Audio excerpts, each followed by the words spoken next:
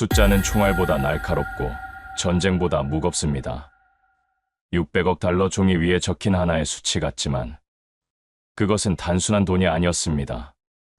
국민의 땀과 기술이 응축된 심장, 그리고 세계 균형을 뒤흔드는 거대한 추였습니다. 그러나 그 심장을 움켜쥔 손이 흔들리자 믿었던 동맹이 가장 먼저 당황했습니다.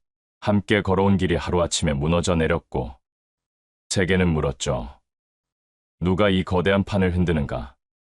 그 나라는 바로 대한민국입니다.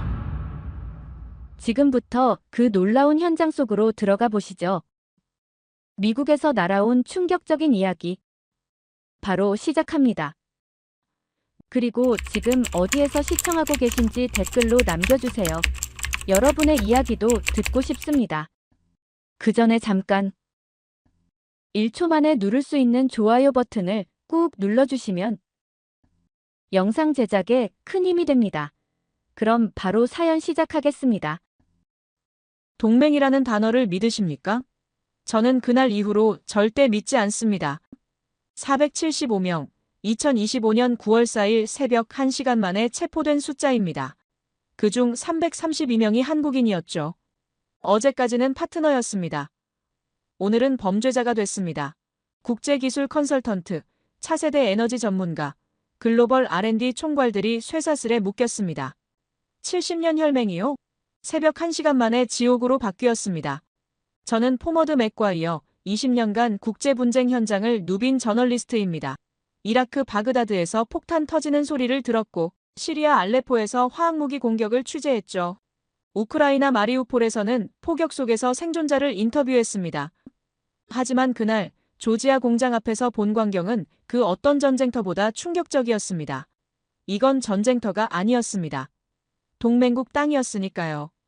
CNN, BBC, 로이터, 제가 기고해온 매체들이 모두 이 사건을 주목했습니다. 하지만 그들도 진실을 다 알지 못했죠. 저만이 그 현장에서 직접 목격한 증인이었습니다. 새벽 5시 30분 헬기 소리가 제 잠을 깨웠습니다. 날카롭고 위협적인 울림이었죠. 마치 아파치 헬기가 적진을 공습할 때 나는 그런 소리였습니다. 저는 즉시 무슨 일인지 직감했습니다. 20년간 현장을 누빈 기자의 본능이었죠. 호텔 창문을 열고 내다본 순간 저는 숨이 막혔습니다. 검은 SUV들이 현대차 공장을 완전히 포위하고 있었거든요. 최소 30대는 넘어 보였습니다. 마치 적군 기지를 급습하는 것처럼 완벽한 포위망이었죠. 저는 급히 카메라와 녹음기를 챙겼습니다. 하지만 이건 적군 기지가 아니었습니다. 12조 원을 투자한 미래 공장이었죠. 8,000개 일자리를 만든 희망의 터전이었습니다. 한국의 첨단 기술과 미국의 제조업이 만나는 성공 모델이었는데 지금 그 공장이 범죄 현장 취급을 받고 있었습니다. 확성기에서 터져나온 외침이 새벽 공기를 찢었고 무장한 요원들이 건물로 뛰어들어갔죠. 완전 무장한 스와팀까지 동원됐습니다. 저는 급히 현장으로 달려갔습니다. 도로가 완전히 봉쇄돼 있었고 언론 접근도 통제되고 있었죠. 하지만 저는 다른 경로를 알고 있었습니다. 며칠 전 이 공장을 취재하면서 익혀둔 우회로였습니다. 공장 앞에 도착했을 때 저는 믿을 수 없는 광경을 목격했습니다. 한국인들이 줄지어 끌려 나오고 있었거든요. 손목에는 차가운 수갑이 채워져 있었습니다. 마치 중범죄자를 대하는 듯한 모습이었죠. 저는 그중 한 명에게 다가갔어요. 40대 중반으로 보이는 남성이었죠. 깔끔한 정장을 입고 있었지만 수갑에 묶인 모습이 참담했습니다. 무슨 일이 일어난 건가요? 그가 답했습니다. 저희는 그냥 일하러 온 사람들입니다. 합법적으로 말입니다. 목소리가 떨리고 있었습니다. 저는 배터리 시스템 설계자입니다. 15년간 이 분야에서 일해왔어요. 바로 그때 여성의 비명소리가 들렸습니다. 남편이 어디 있는지만 알려주세요. 아이들이 기다리고 있어요. 한국인 아내가 FBI 요원에게 매달리고 있었죠. 30대 초반으로 보이는 젊은 여성이었습니다. 하지만 요원은 냉정했습니다. 지금은 답변할 수 없습니다. 절차에 따라 진행됩니다. 그게 전부였습니다. 한미동맹의 신뢰가 함께 묶여 있었습니다. 70년간 쌓아온 믿음이 새벽 1시간 만에 산산조각 나고 있었어요. 이건 단순한 법 집행이 아니었습니다. 뭔가 더 큰 의도가 있었습니다. 332명의 한국인, H1B, L1, O1 비자로 정당한 절차를 거쳐 미국에 온 전문가들이었죠. 하지만 그날 그들은 기술자가 아니라 용의자가 됐습니다. 파트너가 아니라 범죄자 취급을 받았죠. 미국이 그토록 필요로 했던 기술을 가진 사람들이 하루아침에 추방 대상이 된 겁니다. 이게 과연 동맹국이 할 일입니까? 저는 그때부터 진지한 의문을 품기 시작했습니다. 체포 과정은 신속했습니다. 마치 군사작전처럼 정확하고 냉혹했죠. 475명이 1시간 만에 모두 연행됐습니다. 그 효율성이 오히려 섬뜩했습니다. 이게 우연일 리 없었거든요. 몇 달 전부터 계획된 작전이라는 게 명백했고, 저는 FBI 현장 지휘관에게 다가갔습니다. 이들이 무슨 혐의로 체포된 건가요? 답변은 예상대로 간단했습니다. 수사 중이라 공개할 수 없습니다. 하지만 저는 알고 있었습니다. 진짜 이유가 따로 있다는 것을 말입니다. 오후가 되자 더 충격적인 사실이 드러났는데 체포된 한국인들이 모두 첨단 기술 분야 종사자라는 것이었죠. 우연의 일치라기엔 너무나 명확한 패턴이었습니다. 배터리 기술자, 반도체 설계자, AI 알고리즘 개발자, 자율주행 시스템 엔지니어, 미국이 중국과의 기술 패권 경쟁에서 절실히 필요로 하는 그 분야들 말입니다. 12조 원 투자, 8,000개 일자리, 첨단 기술 협력, 그 모든 것이 하루아침에 의미를 잃었습니다. 동맹이라는 단어가 얼마나 허무한지 그날 저는 뼈저리게 느꼈죠. 70년 동맹의 무게가 새벽 1시간의 작전보다 가볍다는 현실을 말입니다. 공장 앞에 남겨진 건 가족들의 눈물뿐이었습니다. 남편을 잃은 아내들, 아빠를 잃은 아이들, 그들의 절망이 새벽 공기를 무겁게 만들고 있었습니다. 하지만 더 무거운 건 배신감이었죠. 믿었던 동맹국에게서 받은 배신의 무게 말입니다. 저는 그날의 기록을 정리하면서 한 가지 확신을 갖게 됐습니다. 이 사건은 단순한 법 집행이 아니라는 것을 말입니다. 더 큰 그림이 있었습니다. 그리고 그 그림의 중심에는 한국의 기술력이 있었죠. 미국이 원하는 건 협력이 아니라 흡수였습니다. 왜 하필 한국인이었을까요? 왜 332명이나 됐을까요? 왜 하필 첨단 기술 분야였을까요? 이 질문들이 제 머릿속을 떠나지 않았습니다. 그리고 저는 답을 찾기로 결심했습니다.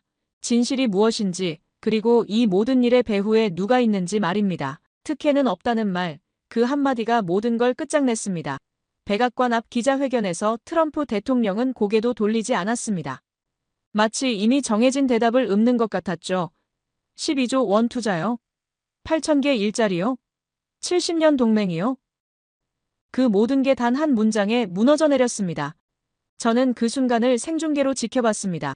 백악관 브리핑룸의 차가운 공기가 화면 너머로도 전해졌죠. 기자들이 질문을 쏟아냈지만 트럼프는 더 이상 답하지 않았습니다.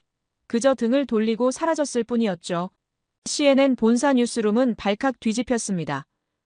붉은 자막이 화면 하단을 가로질렀죠.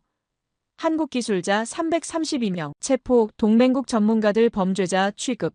그 자막들이 마치 한미동맹의 사망선고서 같았습니다. 저는 즉시 워싱턴의 동료 기자들에게 연락했습니다. 도대체 뭐가 일어나고 있는 거야?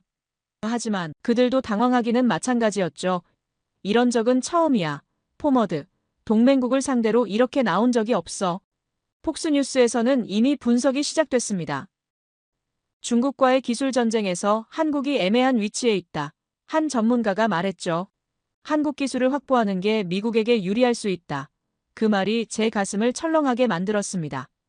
한편 조지아 현지에서는 더 참혹한 일들이 벌어지고 있었습니다. 체포된 한국인들의 가족들이 공장 앞에 모여들기 시작했죠. 아내들, 아이들, 부모들까지 그들의 울음소리가 바람에 실려 퍼져나갔습니다.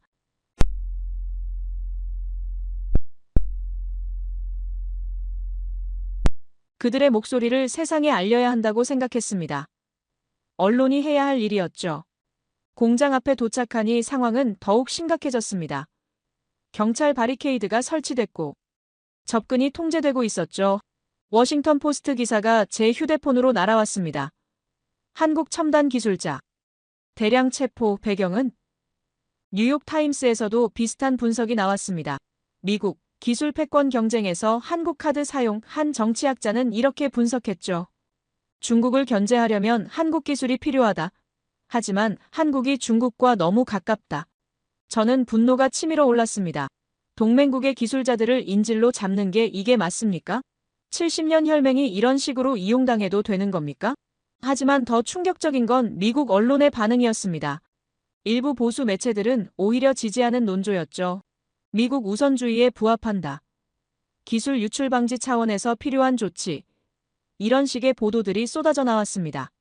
하지만 가족들의 고통은 계속됐습니다. 저녁이 되자 더 많은 사람들이 공장 앞으로 몰려들었죠.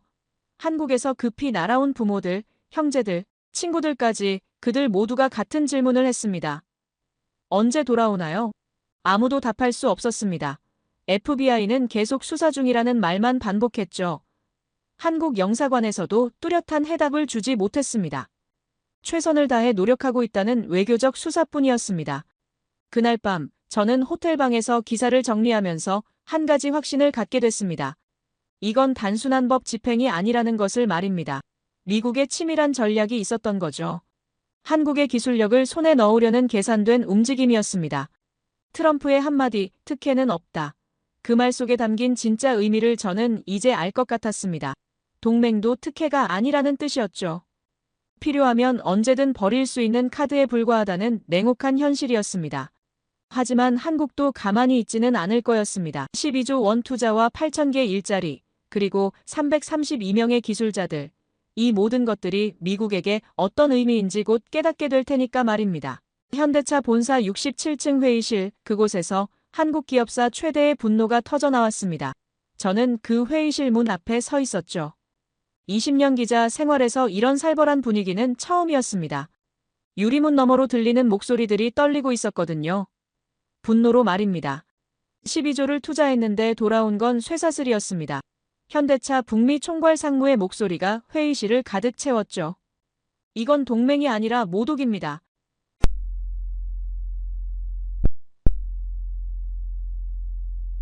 저는 현대차 관계자를 통해 그 회의 내용을 들을 수 있었습니다. 물론 비공식적으로 말이죠. 하지만 그들의 분노는 충분히 이해할 만했습니다. 332명의 기술자가 범죄자 취급을 받았으니까요. 회의실 스크린에는 충격적인 숫자들이 떠 있었습니다. 조지아 공장 투자액 55억 달러, 엘라베마 공장 투자액 47억 달러, 텍사스 배터리 공장 투자액 38억 달러, 총 140억 달러, 한화로 12조 원이 넘는 금액이었죠. 우리가 바보였습니다. 한 임원이 주먹을 쥐며 말했습니다. 미국을 믿었던 게 잘못이었어요. 다른 임원도 거들었죠. 70년 동맹이라더니 하루아침에 우리 사람들을 범죄자로 만들어버리네요. 그때 회의실 문이 열렸습니다. 정의선 회장이 들어왔죠. 평소보다 훨씬 굳은 표정이었습니다. 상황 보고 받겠습니다. 짧은 한마디였지만 회의실 분위기가 더욱 긴장됐습니다. 회장님, 미국 정부에서 공식 사과 요구하시겠습니까? 한 임원이 조심스럽게 물었습니다. 하지만 정의선 회장의 답은 예상과 달랐죠. 사과요. 그것보다 더 확실한 메시지를 보내야 합니다. 바로 그때였습니다. 러시아 카드가 등장한 순간이 말입니다. 상트페테르부르크 공장 재가동을 검토하겠습니다. 정의선 회장의 한마디에 회의실이 다시 조용해졌죠.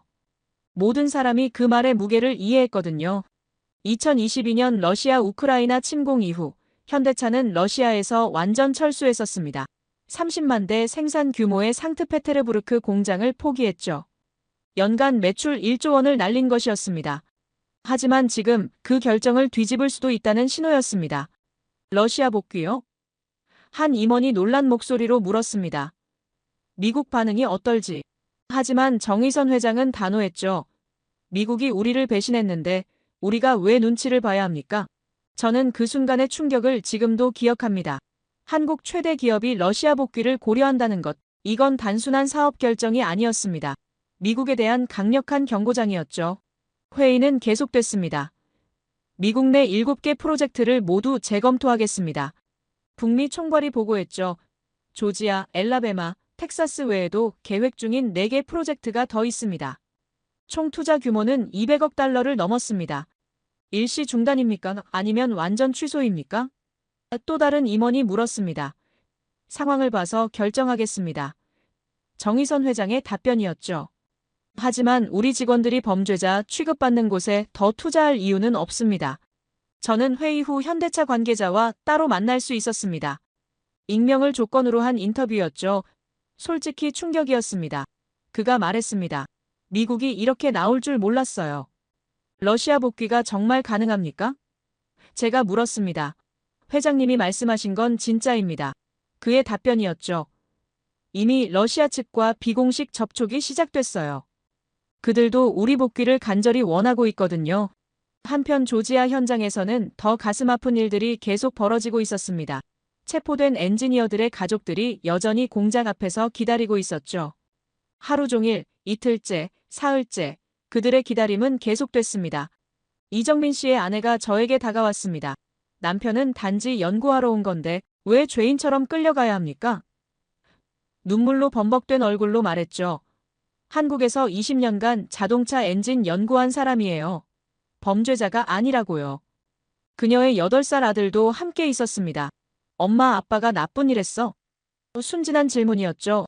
하지만 엄마는 답할 수 없었습니다. 어떻게 설명해야 할지 모르겠다는 표정이었거든요. 박현수 씨의 부모님은 한국에서 급히 날아왔습니다. 70대 노부부였는데 아들 걱정에 잠도 못 잔다고 했죠.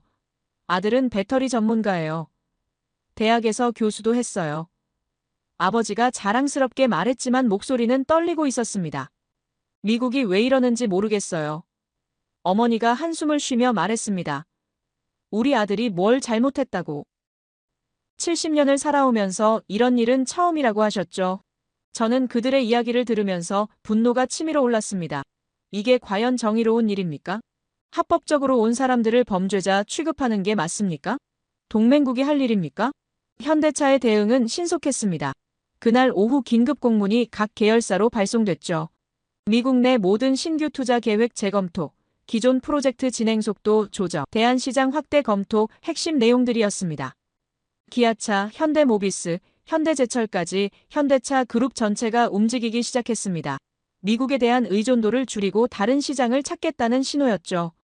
이건 단순한 위협이 아니었습니다. 진짜였습니다. 월스트리트 저널에서 이 소식을 입수했습니다. 현대차 그룹, 미국 투자 재검토, 헤드라인이 나가자 미국 주식 시장이 요동쳤죠. 현대차 관련 주식들이 일제히 하락했습니다. 조지아 주지사실에서 급히 연락이 왔다고 했습니다. 현대차와 대화하고 싶다는 메시지였죠. 하지만 현대차 측 답변은 냉정했습니다. 우리 직원들이 석방된 후에 이야기하겠습니다. 그날 저녁 저는 현대차 임원과 또 다른 통화를 했습니다. 러시아 복귀가 현실이 될 수 있습니까? 제 질문에 그는 이렇게 답했습니다. 미국이 우리를 어떻게 대하는지 봐야죠. 하지만 러시아는 우리를 간절히 원하고 있어요. 푸틴 대통령도 관심을 보이고 있습니다. 그가 덧붙였죠. 러시아 경제가 어려운 상황에서 현대차 복귀는 큰 도움이 될 거예요.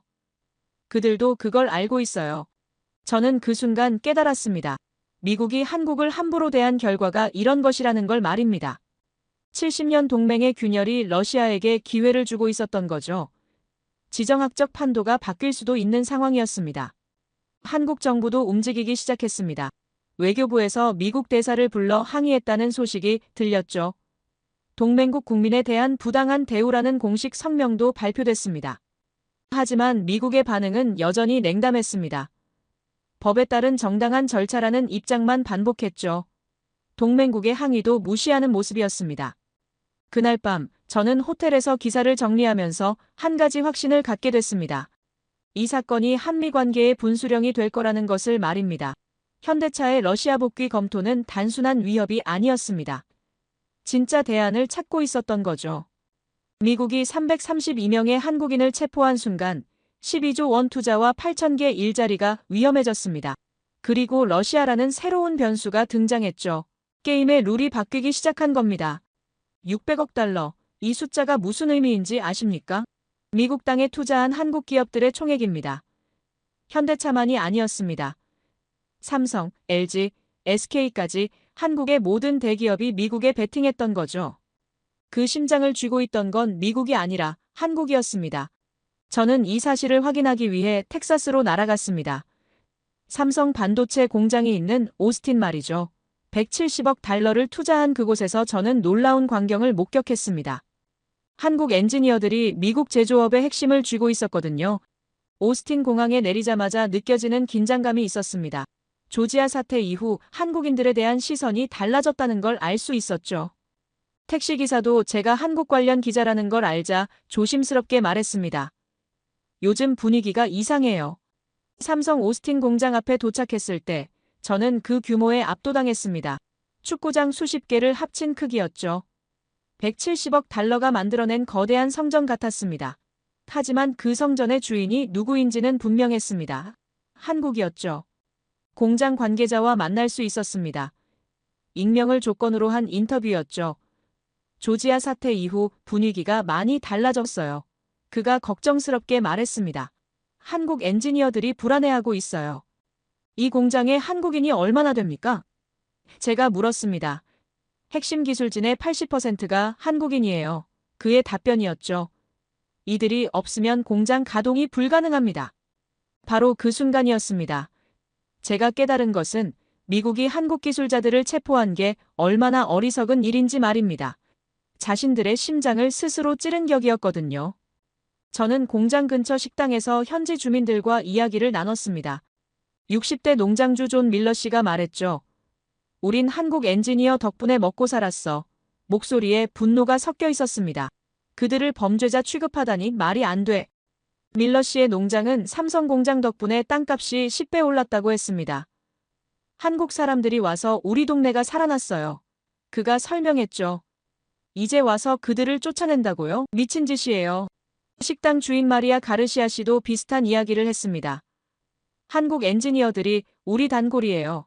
그녀가 말했죠. 가족처럼 지냈는데 갑자기 범죄자라니 이해할 수 없어요. 저는 미시건으로 이동했습니다. LG 배터리 공장이 있는 곳이죠. 26억 달러를 투자한 홀랜드 공장에서도 비슷한 상황이었습니다. 한국 기술자들이 핵심이었고 현지 주민들은 그들에게 감사하고 있었죠. 홀랜드 시장 낸시 드봇과 만날 수 있었습니다. LG 공장은 우리 도시의 생명줄이에요. 그녀가 강조했죠. 2만 개 일자리, 50억 달러 경제 효과, 모두 한국 덕분입니다. 조지아 사태를 어떻게 보십니까? 제가 물었습니다. 완전히 잘못된 일이에요. 시장의 단호한 답변이었죠. 한국은 우리의 파트너예요. 범죄자가 아니라고요. SK 이노베이션의 조지아 배터리 공장도 마찬가지였습니다. 28억 달러 투자로 만들어진 이 공장에서도 한국 엔지니어들이 핵심 역할을 하고 있었죠. 하지만 조지아 사태 이후 분위기가 급격히 달라졌습니다. SK 공장 근처 주민 데이빗 존슨 씨는 분노하고 있었습니다. 한국 회사가 우리한테 얼마나 많은 걸 줬는데 그가 주먹을 쥐며 말했죠. 이제 와서 배신하다니 부끄러워요. 존슨 씨의 아들은 SK 공장에서 일하고 있었습니다. 아들 직장도 한국 덕분이에요. 그가 말했죠. 한국 엔지니어들한테 많이 배웠어요. 그런데 그들을 범죄자라고요? 말도 안 돼요. 저는 워싱턴으로 돌아와 경제 전문가들과 만났습니다. 브루킹스 연구소의 마이클 오헨론 박사가 충격적인 분석을 해줬죠. 한국 기업들이 미국에서 철수하면 제조업 르네상스가 끝납니다. 구체적으로 어떤 영향이 있을까요? 제가 물었습니다. 20만 개 직접 일자리, 100만 개 간접 일자리가 사라져요. 그의 답변이었죠. GDP에서 0.3% 감속 이건 재앙이에요. 피터슨 국제경제연구소의 애덤 포젠 소장도 비슷한 우려를 표했습니다. 한국은 미국 첨단 제조업의 핵심 파트너예요. 그가 강조했죠. 이들을 잃으면 중국과의 경쟁에서 뒤처집니다. 바이든 정부의 반도체법도 한국 없이는 무의미해요. 포젠 소장이 덧붙였습니다. TSMC보다 삼성이 더 중요할 수도 있거든요. 저는 다시 숫자를 정리해봤습니다. 삼성 170억 달러, LG 26억 달러, SK 28억 달러, 현대차 140억 달러, 그 외 중소기업들까지 합치면 600억 달러였습니다. 이 돈이 만들어낸 일자리는 직접적으로만 30만 개였죠. 하지만 더 중요한 건 기술이었습니다. 반도체, 배터리, 전기차, 이 모든 분야에서 한국이 세계 최고 수준이었거든요. 미국이 중국과 기술 패권 경쟁을 하려면 한국이 절대적으로 필요했습니다. 그런데 332명을 체포했습니다. 바로 그 핵심 기술자들을 말이죠. 이게 얼마나 어리석은 일인지 미국 정부는 모르고 있었습니다. 아니면 알면서도 다른 계산이 있었던 걸까요? 월스트리트에서도 우려의 목소리가 나오기 시작했습니다. 한국 기업 철수 시 미국 제조업 타격이라는 골드만삭스 보고서가 나왔죠. 투자자들은 한국 리스크를 주의 깊게 봐야 한다는 경고였습니다. 애플도 걱정하고 있었습니다. 삼성이 아이폰 반도체의 핵심 공급업체였거든요. 테슬라도 마찬가지였죠. LG와 SK가 배터리를 공급하고 있었으니까요. 저는 그때 깨달았습니다. 600억 달러는 단순한 투자금이 아니라는 것을 말입니다. 미국 경제의 생명줄이었던 거죠. 그 생명줄을 미국이 스스로 끊으려 하고 있었습니다. 텍사스 농장주 밀러 씨의 말이 계속 머릿속에 맴돌았습니다. 우린 한국 엔지니어 덕분에 먹고 살았어. 그 한마디가 모든 걸 요약하고 있었죠. 미국이 누구 덕분에 살고 있는지 말입니다. 하지만 워싱턴의 정치인들은 다른 계산을 하고 있었습니다. 한국의 기술을 갖고 싶어 했지만 한국의 독립성은 인정하지 않으려 했죠. 파트너가 아니라 종속시키려 했던 겁니다. 그날 밤 저는 확신했습니다. 이 게임에서 진짜 카드를 쥐고 있는 건 미국이 아니라 한국이라는 것을 말입니다. 600억 달러와 30만 개 일자리, 그리고 세계 최고의 기술력, 이것이 한국의 진짜 힘이었습니다. 332명 체포된 한국인들이 누구였는지 아십니까? 단순한 노동자가 아니었습니다. 세계가 탐내는 기술의 보물창고였죠.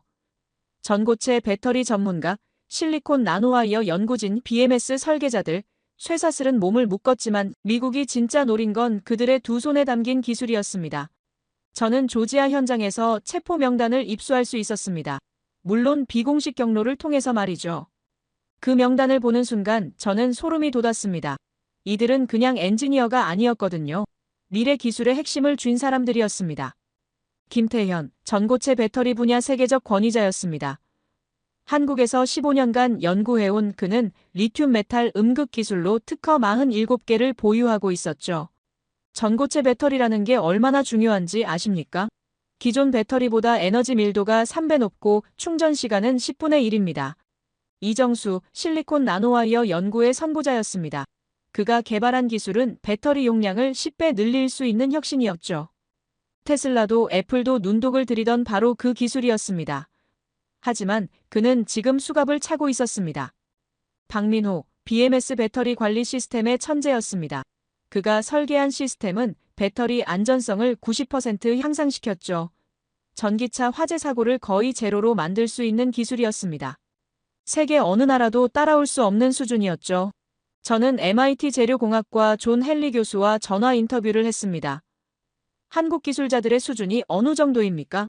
제 질문에 그는 놀라운 답변을 했죠. 솔직히 우리보다 앞서 있어요. 특히 배터리 분야에서는 5년은 앞선 것 같아요. 이번 체포 사건을 어떻게 보십니까? 저는 다시 물었습니다. 이건 현대판 기술 탈취 전략이에요. 헨리 교수의 단호한 답변이었죠. 합법적인 체포로 포장했지만 진짜 목적은 기술 확보예요. 스탠포드 대학의 사라 윌슨 교수도 비슷한 분석을 했습니다. 한국의 배터리 기술은 중국을 앞선 유일한 분야예요. 그녀가 설명했죠. 미국이 이 기술을 놓치면 영원히 중국에 뒤처질 수 있어요. 저는 체포된 기술자들의 이력을 더 자세히 조사했습니다. 놀라운 사실들이 계속 나왔죠. 이들 중 80%가 박사학위 소지자였고 평균 경력이 15년이 넘었습니다. 세계 최고 수준의 기술진이었던 거죠. 조현우, 고체 전해질 전문가였습니다. 그가 개발한 황화물계 전해질은 세계에서 가장 안전한 배터리를 만들 수 있는 핵심 기술이었죠. 도요타도, 폭스바겐도 이 기술을 갖고 싶어 했습니다.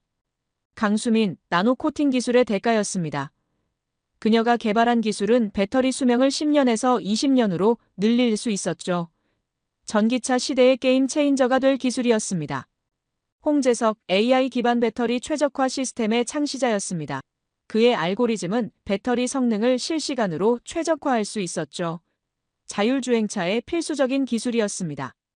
저는 현장에서 더 가슴 아픈 장면을 목격했습니다.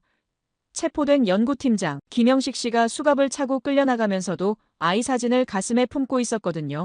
아빠가 나쁜 사람이 아니라고 전해주세요. 그가 기자들에게 외쳤던 말이었습니다. 김영식 씨의 딸은 겨우 5살이었습니다. 아빠가 세계를 바꿀 기술을 연구한다는 걸 이해할 나이는 아니었죠. 하지만 아빠가 나쁜 사람이 아니라는 건 알고 있었습니다. 그의 아내 최은영 씨와 이야기를 나눴습니다. 남편은 인류를 위해 연구하는 사람이에요. 눈물을 흘리며 말했죠. 깨끗한 에너지, 안전한 배터리, 그런 걸 만들려고 밤낮 없이 연구했어요. 왜 이런 일이 일어났다고 생각하십니까? 제가 물었습니다. 미국이 남편의 기술을 갖고 싶어 하니까요. 그녀의 대답이었죠. 협력하자고 해놓고 결국 빼앗으려는 거예요. 저는 산업 전문가들과도 만났습니다. 블룸버그 NEF의 제임스 프리스 애널리스트가 충격적인 분석을 해줬죠. 체포된 332명의 기술 가치는 최소 1,000억 달러예요. 어떻게 그런 계산이 나옵니까? 제가 물었습니다. 전고체 배터리 시장만 2030년에 500억 달러예요. 그의 설명이었죠. 한국이 이 시장의 70%를 장악하고 있어요. 우드 맥킨지의 램찬드라세카란 연구원도 비슷한 수치를 제시했습니다. 한국 배터리 기술의 특허 가치만 800억 달러예요. 그가 말했죠. 중국도, 일본도 따라올 수 없는 수준이에요. 저는 그때 깨달았습니다. 332명의 체포가 우연이 아니라는 것을 말입니다. 미국이 치밀하게 계획한 기술 확보 작전이었던 거죠. 동맹이라는 이름으로 포장한 현대판 약탈이었습니다. 체포된 기술자들의 연구 노트와 개인 소지품도 모두 압수됐습니다. 그 안에는 15년간의 연구 성과가 담겨 있었죠. 한국이 수십조 원을 투자해 만든 기술들이었습니다. 저는 한국 정부 관계자와 비공식 면담을 했습니다. 이들의 기술이 얼마나 중요합니까? 제 질문에 그는 한숨을 쉬며 답했습니다. 국가 핵심 기술이에요. 잃으면 안 되는 거죠. 미국이 이 기술들을 확보하면 어떻게 됩니까? 저는 다시 물었습니다. 한국의 경쟁 우위가 사라져요. 그의 우려 섞인 목소리였죠. 10년 앞선 기술이 하루아침에 따라잡힐 수 있어요. 하지만 더 큰 문제는 신뢰의 붕괴였습니다. 한국의 기술자들이 더 이상 미국을 믿지 않게 됐다는 거죠. 누가 미국에 가서 연구하고 싶어 하겠어요? 한 연구원이 말했습니다. 체포 명단을 다시 보면서 저는 소름이 돋았습니다. 이들이 가진 기술은 정말로 세상을 바꿀 수 있는 것들이었거든요. 기후 변화 해결의 열쇠, 에너지 혁명의 핵심이었습니다. 전고체 배터리, 실리콘 나노와이어, 고체 전해질, AI 최적화 시스템, 이 모든 기술들이 한국인들의 머릿속에 들어 있었습니다. 그리고 지금 그들은 수갑을 차고 있었죠. 미국은 동맹이라는 이름으로 이들을 초청했습니다. 협력하자고 했죠. 하지만 진짜 목적은 다른 것이었습니다. 기술을 빼앗는 것이었습니다. 현대판 기술 식민지 정책이었죠. 그날 밤 저는 확신했습니다. 332명의 체포는 단순한 사건이 아니라는 것을 말입니다. 미래 기술 패권을 둘러싼 치밀한 전략이었습니다. 그리고 그 중심에는 세계가 탐내는 한국의 기술력이 있었죠. 쇠사슬에 묶인 건 사람이 아니었습니다. 미래였습니다. 한국이 만들어갈 찬란한 미래가 미국의 욕심 때문에 위험에 처했던 거죠. 한국의 무력함이라고요? 아닙니다. 무기의 힘 말입니다. 조지아 사태가 한국을 무력하게 만들었을까요? 천만의 말씀입니다. 한국은 이미 스스로를 지킬 강력한 무기의 힘을 가지고 있었습니다. 세계가 놀랄만한 군사력을 말입니다. 저는 이 사실을 확인하기 위해 대전 국방과학연구소로 향했습니다. 물론 공개된 정보만 취재할 수 있었지만 그것만으로도 충분히 놀라웠죠. 한국의 무기 기술이 세계 최고 수준이라는 것을 알 수 있었거든요. 2024년 한국 방산 수출액 140억 달러였습니다. 세계 4위 수준이죠.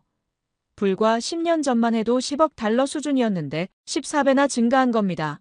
이게 우연일까요? 아닙니다. 한국 무기의 성능이 그만큼 뛰어나다는 증거였습니다. SLBM 잠수함 발사 탄도미사일, 한국은 세계에서 7번째로 이 기술을 보유한 나라입니다. 미국, 러시아, 중국, 영국, 프랑스, 인도 다음이죠. 이게 얼마나 대단한 것인지 아십니까? 바닷속 어디서든 적을 타격할 수 있는 능력입니다. 저는 해군 관계자와 비공식 면담을 할 수 있었습니다. SLBM의 위력이 어느 정도입니까? 제 질문에 그는 조심스럽게 답했죠. 사거리 500km, 정확도 오차 1m 이내입니다. 핵무기 없이도 핵무기급 위력을 갖춘 거였습니다. 현무 미사일 시리즈는 더욱 놀라웠습니다. 현무사는 탄도 중량 2톤의 사거리 800km였죠. 북한 전 지역은 물론 중국 일부까지 타격 가능한 수준이었습니다. 핵무기가 없어도 핵무기급 파괴력을 가진 거였죠. KF-21 전투기, 한국형 전투기 개발 사업의 결실이었습니다. 스텔스 기능을 갖춘 4.5세대 전투기로 F-35에 맞먹는 성능이라고 했죠. 한국이 스스로 만든 하늘의 독수리였습니다. 저는 KAI 한국항공우주산업 관계자와 만났습니다. KF-21의 성능이 어느 정도입니까? 제 질문에 그는 자신감 있게 답했죠. 세계 어느 전투기와 비교해도 뒤지지 않습니다. 한국 기술의 자부심이 느껴졌습니다. K2 흑표 전차도 세계 최고 수준이었습니다. 독일 레오파르트, 미국 에이브람스와 어깨를 나란히 하는 성능이죠. 특히 자동 장전 시스템과 능동 방어 시스템은 세계 최초 수준이었습니다. K9 자주포는 이미 세계적으로 인정받고 있었죠. 터키, 핀란드, 에스토니아, 인도, 호주까지 한국산 자주포를 도입했습니다. 사거리 40km의 분당 6발 사격 능력 세계 최고의 화력이었죠. 저는 폴란드 국방부 관계자와 화상 인터뷰를 했습니다. 왜 한국 무기를 선택했습니까? 제 질문에 그는 명확하게 답했죠. 성능 대비 가격이 최고예요. 그리고 기술 이전도 적극적이어서 선택했습니다. 폴란드와의 계약 규모는 무려 140억 달러였습니다. K2 전차 980대, K9 자주포 672대, FA-50 경공격기 48대, 유럽 최대 규모의 무기 수출 계약이었죠. 폴란드가 왜 한국을 택했을까요? 성능이 뛰어났기 때문입니다. 호주도 마찬가지였습니다. AS-21 레드백 장갑차 계약을 한국과 체결했죠. 독일, 미국 업체를 제치고 한국이 선택됐습니다. 30년간 180억 달러 규모의 대형 계약이었습니다. 저는 호주 국방부 발표문을 분석했습니다. 한화 시스템의 기술이 우리 요구사항에 가장 부합했다는 내용이었죠. 한국 기술력에 대한 인정이었습니다. UAE와의 천공방공 시스템 수출도 성공작이었습니다. 35억 달러 규모로 중동 최대 방공망 구축 사업이었죠. 미국 패트리어트, 러시아 S-400을 제치고 한국이 선택됐습니다. 저는 UAE 국방부 관계자와 전화 인터뷰를 했습니다. 천공을 선택한 이유가 뭡니까? 그의 답변은 간단했죠. 최고의 성능에 합리적인 가격, 그리고 기술 협력까지 가능해서입니다. 수리온 헬기도 해외 진출에 성공했습니다. 이라크가 24대를 도입하기로 했죠. 블랙호크와 경쟁에서 이긴 결과였습니다. 한국 기술의 또 다른 승리였죠. 저는 대한민국 국방부에서 공개한 자료를 분석했습니다. 2024년 방산 수출 목표 140억 달러를 넘어섰다는 내용이었죠. 이미 150억 달러를 돌파했다고 했습니다. 한국 방산업계 관계자와 만났습니다. 이런 성과가 가능한 이유가 뭡니까? 제 질문에 그는 자신있게 답했죠. 우리 무기가 실전에서 검증됐기 때문입니다. 우크라이나 전쟁에서 한국 무기들이 뛰어난 성능을 보였다는 것이었습니다. K9 자주포는 우크라이나에서 러시아군을 상대로 뛰어난 성과를 보였죠. 정확도와 내구성이 입증됐습니다. 천공 시스템도 드론 요격에서 98% 성공률을 기록했다고 했습니다. 저는 청년 장교와도 이야기를 나눴습니다. 육군 대위 김정호 씨였죠. 조지아 사태를 어떻게 보십니까? 제 질문에 그는 당당하게 답했습니다. 우린 더 이상 보호받아야 할 나라가 아닙니다. 무슨 의미입니까? 저는 다시 물었습니다. 우리에게는 스스로를 지킬 힘이 있어요. 그의 자신감 넘치는 목소리였죠. 현무 미사일, KF-21, K2 전차의 모든 게 우리가 만든 거예요. 김 대위는 계속 말했습니다. 미국이 우리를 함부로 대할 수 없는 이유가 여기 있어요. 그가 가리킨 건 하늘을 나는 KF-21이었죠. 저 전투기 한 대가 우리의 자존심입니다. 국정원 출신 안보 전문가 박철수 씨와도 만났습니다. 한국의 군사력을 어떻게 평가하십니까? 제 질문에 그는 놀라운 분석을 해줬죠. 세계 6위 수준입니다. 핵무기만 없을 뿐이에요. 구체적으로 어느 정도입니까? 저는 더 자세히 물었습니다. 재래식 무기만으로도 어느 나라든 상당한 타격을 줄 수 있어요. 그의 설명이었죠. 특히 미사일 기술은 세계 최고 수준입니다. 한국의 방산 기술은 이제 수출 효자 상품이 됐습니다. 폴란드 140억 달러, 호주 180억 달러, UAE 35억 달러, 이게 전부가 아니었죠. 더 많은 나라들이 한국 무기를 원하고 있었습니다. 저는 스톡홀름 국제평화연구소 SIPRI 자료를 확인했습니다. 한국이 세계 무기 수출 9위에서 4위로 급상승했다는 내용이었죠. 불과 5년 만에 이룬 성과였습니다. 노르웨이도 한국산 K9 자주포 도입을 검토하고 있었고, 루마니아도 K2 전차에 관심을 보이고 있었습니다. 체코는 FA50 경공격기 도입을 추진하고 있었죠. 저는 그때 깨달았습니다. 조지아에서 332명이 체포된 것이 한국을 약하게 만든 게 아니라는 것을 말입니다. 오히려 한국의 진짜 힘을 보여주는 계기가 됐던 거죠. 한국은 더 이상 보호받아야 할 나라가 아니었습니다. 스스로를 지킬 충분한 무기의 힘을 가진 나라였죠. 세계가 인정하는 군사 강국이었습니다. 무력함이 아니라 무기의 힘, 이것이 조지아 사태 이후 한국이 보여준 진짜 모습이었습니다. 332명의 체포가 한국을 굴복시키려 했지만 한국은 더 강해졌습니다. 5천만 국민이 깨어났습니다. 쇠사슬에 묶인 건 332명이었지만 분노한 건 대한민국 전체였죠. 한국 전역을 뒤덮은 해시태그가 있었습니다. 자주국방, 자주경제 이 두 단어가 모든 것을 바꿔놓았습니다. 저는 서울 광화문 광장으로 향했습니다. 조지아 사태 일주일 후였죠. 그곳에서 저는 놀라운 광경을 목격했습니다. 수만 명의 시민들이 모여 있었거든요. 분노와 각성이 뒤섞인 표정들이었습니다. 자주국방 강화하자. 한 시민이 외쳤습니다. 더 이상 굴욕당할 수 없다. 다른 시민이 응답했죠.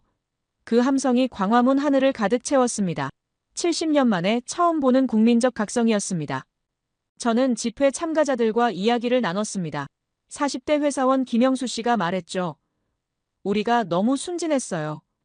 목소리에 분노가 섞여 있었습니다. 미국을 믿었던 게 바보였어요. 자주국방이 뭔지 아세요? 60대 퇴직교사 이명희 씨가 제게 물었습니다. 스스로 지킬 힘을 갖는 거예요. 그녀의 눈에는 확신이 가득했죠. 더 이상 남의 나라 눈치 보지 말자는 거예요. SNS는 완전히 뒤바뀌었습니다. 트위터에서 자주국방 해시태그가 1위를 차지했죠. 하루 만에 100만 개가 넘는 게시물이 올라왔습니다. 인스타그램도 마찬가지였습니다. 페이스북에서는 더 구체적인 논의가 벌어지고 있었습니다. 국방비 GDP 3%로 늘리자는 게시물이 10만 개가 넘는 좋아요를 받았죠. 핵무기 개발도 검토해야 한다는 댓글도 수천 개가 달렸습니다. 저는 여론조사 기관을 찾아갔습니다. 한국갤럽에서 긴급조사를 실시했다고 했죠. 결과는 충격적이었습니다. 자주국방 강화 필요하다 87%, 미국 의존도 줄여야 한다 82%였습니다. 이런 수치는 처음 봅니다. 갤럽 관계자가 놀라며 말했습니다. 보통 안보 관련 여론은 50대 50 정도인데 이번엔 압도적이에요. 국민 의식의 대전환이 일어나고 있었던 거죠. 리얼미터 조사도 비슷했습니다. 국방비 증액 찬성 79%, 자체 방위력 강화 필요 84%, 진보든 보수든 상관없이 같은 의견이었습니다. 이념을 넘어선 국민적 공감대였죠. 대학가도 들끓었습니다. 서울대에서 자주국방 토론회가 열렸고 연세대에서는 자주경제 세미나가 개최됐죠. 고려대 학생들은 미국 의존 탈피 성명을 발표했습니다. 저는 서울대 토론회에 참석했습니다. 정치외교학부 김준호 교수가 발표했죠. 이번 사태는 한국에게 기회입니다. 그가 강조했습니다. 진짜 독립을 할 때가 왔어요. 구체적으로 어떤 변화가 필요합니까? 한 학생이 질문했습니다. 첫째, 국방력 강화. 둘째, 경제적 자립. 셋째, 외교적 다변화. 김 교수의 답변이었죠. 미국 일변도에서 벗어나야 해요. 연세대 세미나에서는 더 구체적인 방안들이 나왔습니다. 반도체 기술 국산화율 100% 달성, 핵심 소재 자급자족 체계 구축, 방산 수출 200억 달러 목표, 실현 가능한 계획들이었습니다. 고려대 학생회장 박민수 씨와 인터뷰했습니다. 왜 이런 활동을 시작했습니까? 제 질문에 그는 당당하게 답했죠. 우리 세대가 바꿔야 해요. 더 이상 굴욕당할 순 없어요.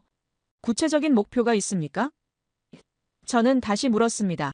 2030년까지 완전한 자주국방 달성, 그의 확신에 찬 답변이었죠. 우리가 만들어갈 미래예요. 시민사회도 움직였습니다. 자주국방 시민연대가 창립됐고 경제자립추진위원회도 만들어졌죠. 종교계에서도 지지 성명이 나왔습니다. 전 사회적 움직임이었습니다. 경제계 반응도 뜨거웠습니다. 한국경제인협회에서 경제자립 로드맵을 발표했죠. 핵심 기술 국산화 추진, 해외 의존도 50% 이하로 축소, 신난방 정책 강화 등이 주요 내용이었습니다. 대한상공회의소도 가세했습니다. 기업의 자주경제 실현 방안이라는 보고서를 냈죠.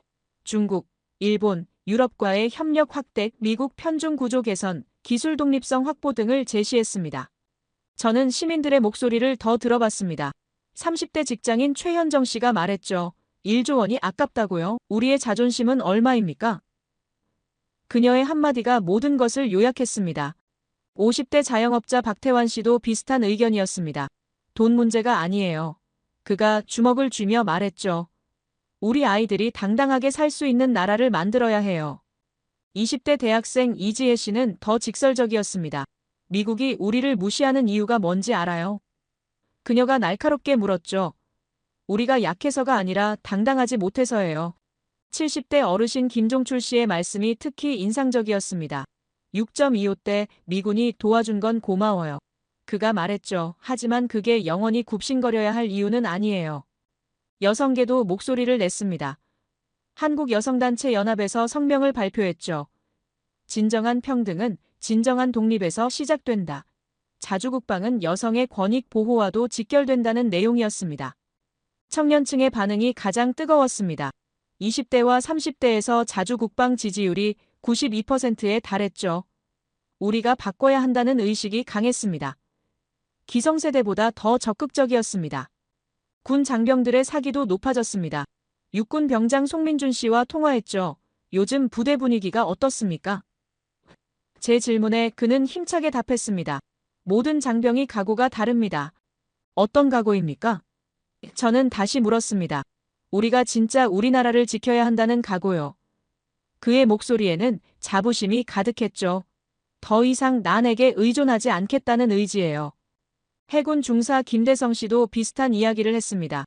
조지아 사태를 보면서 확신했어요.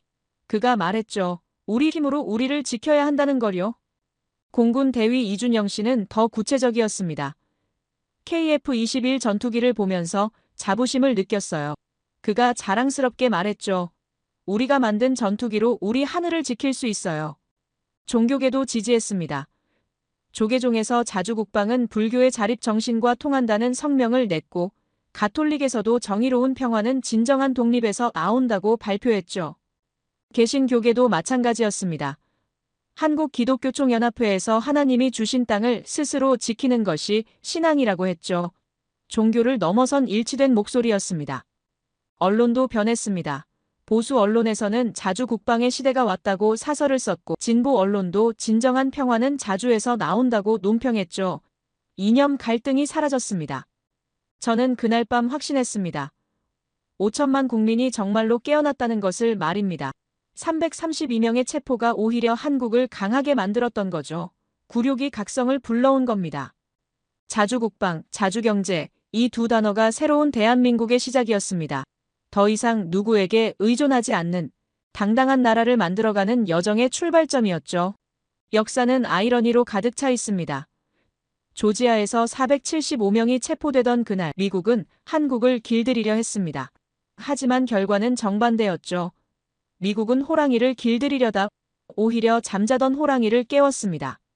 저는 그 모든 과정을 지켜봤습니다. 포머드 맥과이어 20년간 세계 분쟁 현장을 누빈 기자로서 말입니다. 이런 극적인 반전은 처음이었죠.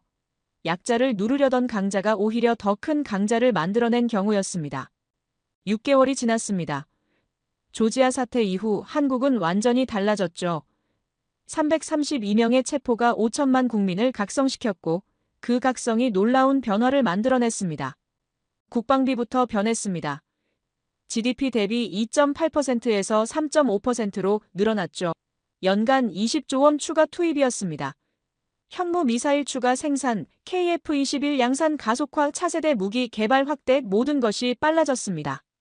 한국형 핵추진 잠수함 개발도 본격화됐습니다. 우리도 핵잠수함이 필요하다는 국민 여론이 85%를 넘었거든요. 정부도 더 이상 미룰 수 없었죠. 2030년 취역을 목표로 설정했습니다. 방산 수출은 폭발적으로 늘었습니다. 2024년 140억 달러에서 2025년 200억 달러로 급증했죠. 폴란드, 호주, UAE에 이어 노르웨이, 체코, 루마니아까지 한국 무기를 원하는 나라들이 줄을 섰습니다. 저는 다시 폴란드를 방문했습니다. K2 전차 인도식에 참석하기 위해서였죠. 그곳에서 만난 폴란드 국방장관 마리우시 부아슈차크가 말했습니다. 한국은 신뢰할 수 있는 파트너입니다.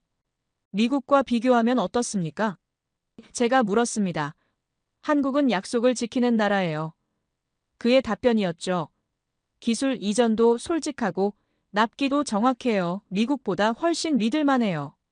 경제 구조도 바뀌었습니다. 미국 의존도를 줄이고 시장 다변화를 추진했죠.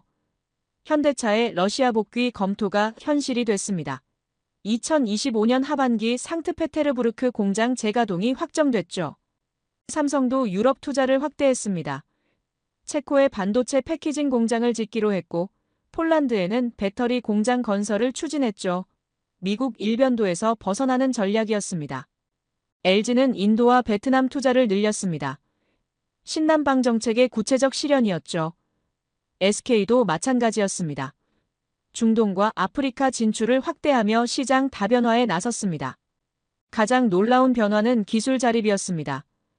반도체 소재 국산화율이 90%를 넘어섰고 배터리 핵심 기술도 100% 자체 보유하게 됐죠. 더 이상 누구에게 의존하지 않겠다는 의지였습니다. 저는 다시 조지아를 방문했습니다. 그 현대차 공장 앞에서 말이죠. 6개월 전 332명이 체포됐던 바로 그곳에서 완전히 다른 풍경을 목격했습니다. 공장은 여전히 가동되고 있었지만 분위기가 달랐습니다. 한국 엔지니어들이 절반으로 줄었고 대신 현지 채용이 늘었죠. 핵심 기술진은 모두 한국으로 돌아갔습니다. 현지 관리자 존 스미스와 대화를 나눴습니다.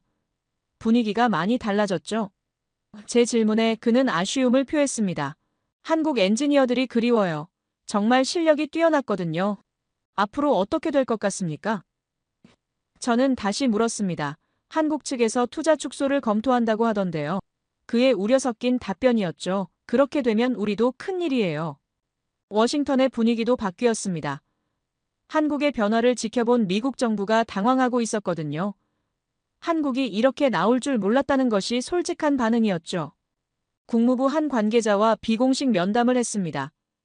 한국 관계를 어떻게 복원할 계획입니까? 제 질문에 그는 곤란해했습니다. 복잡한 문제예요. 쉽지 않을 것 같아요. 왜 그렇습니까? 저는 더 자세히 물었습니다. 한국 국민 여론이 완전히 바뀌었어요. 그의 설명이었죠. 반미 감정이 크게 늘었고 자주노선 지지가 압도적이에요. 실제로 여론조사 결과는 충격적이었습니다. 미국을 신뢰한다 25%, 한미동맹 유지 필요 34%, 역사상 최저 수치였죠. 조지아 사태의 후폭풍이었습니다. 한국 정부의 대응도 달라졌습니다. 자주 국방 강화 경제 자립 추진 외교 다변화를 국정 최우선 과제로 설정했죠. 미국 눈치를 보던 과거와는 완전히 다른 모습이었습니다. 저는 청와대 관계자와 만날 수 있었습니다. 정부 정책 변화의 배경이 뭡니까? 제 질문에 그는 명확하게 답했습니다. 국민 의지를 반영한 것입니다. 구체적으로 어떤 변화입니까? 저는 다시 물었습니다. 더 이상 어느 한 나라에 의존하지 않겠다는 겁니다. 그의 단호한 답변이었죠. 진정한 독립국가가 되겠다는 의지예요. 중국과의 관계도 변했습니다. 한중 정상회담에서 포괄적 전략 동반자 관계를 전면적 전략 동반자 관계로 격상시켰죠. 양국 교역량도 크게 늘었습니다. 러시아와도 관계 개선이 이루어졌습니다. 에너지 협력 확대, 극동 개발 참여, 북극 항로 활용 등이 논의됐죠.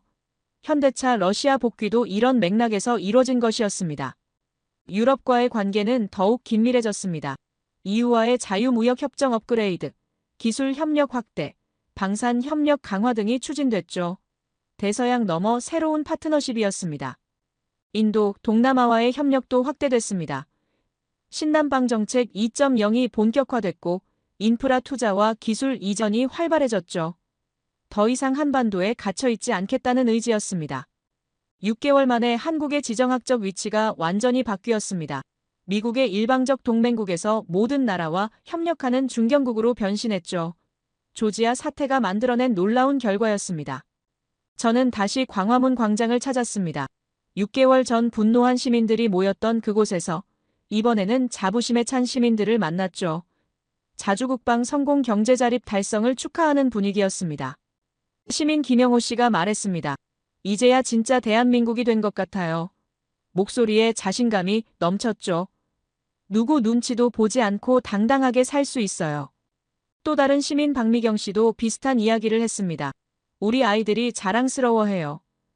그녀가 미소 지으며 말했죠. 엄마, 우리나라가 정말 강한 나라구나 하면서요. 저는 그 순간 깨달았습니다. 진짜 승자가 누구인지 말입니다. 332명을 체포해서 한국을 굴복시키려던 미국이 아니라 그 굴욕을 딛고 일어선 한국이 진짜 승자였던 거죠. 이제 한국은 변수가 아닙니다. 세계 질서를 바꾸는 상수가 됐습니다. 더 이상 누구의 속국도 누구의 하위 파트너도 아닌 스스로 길을 만들어가는 당당한 나라가 된 것입니다. 조지아에서 시작된 굴욕이 결국 한국을 더 강하게 만들었습니다. 호랑이를 깨운 미국은 지금 그 결과를 지켜보고 있죠. 한국이라는 호랑이가 어디로 향할지 말입니다. 332명의 쇠사슬이 5천만의 각성을 불렀고 그 각성이 새로운 대한민국을 만들어냈습니다. 더 이상 굽신거리지 않는 당당한 나라 말입니다. 역사의 아이러니가 여기 있습니다. 한국을 약하게 만들려던 시도가 오히려 한국을 더 강하게 만들었다는 것 말이죠. 이것이 제가 목격한 6개월의 기록입니다. 제 이야기를 끝까지 들어주셔서 감사합니다. 모두 안녕히 계세요. 오늘의 사연 어떻게 들으셨나요? 하루아침에 동맹이라 믿었던 관계가 흔들리고 억울하게 쇠사슬에 묶인 이들의 눈물이 세계를 뒤흔드는 불씨가 될 줄은 아무도 몰랐습니다. 하지만 한편으로는 위기의 순간이야말로 한 나라의 진짜 힘과 자존심이 드러나는 때이기도 했습니다. 누군가는 배신이라 부르고 누군가는 기회라 말했지만 결국 중요한 건 우리가 어떤 선택을 하느냐일 겁니다. 세상은 여전히 한국을 주목하고 있고 앞으로의 길은 아직 쓰여지지 않았습니다. 여러분의 생각을 아래 댓글에 남겨주세요. 그리고 감동적인 사연을 주변 사람들과 공유하고 함께 이야기 나눠보세요. 마지막으로 1초밖에 걸리지 않는 구독과 좋아요, 알림 설정은 영상 제작에 큰 힘이 됩니다. 지금까지 감동을 담아 여러분께 진심을 전하는 감동담기였습니다. 오늘 하루도 행복한 하루 보내세요.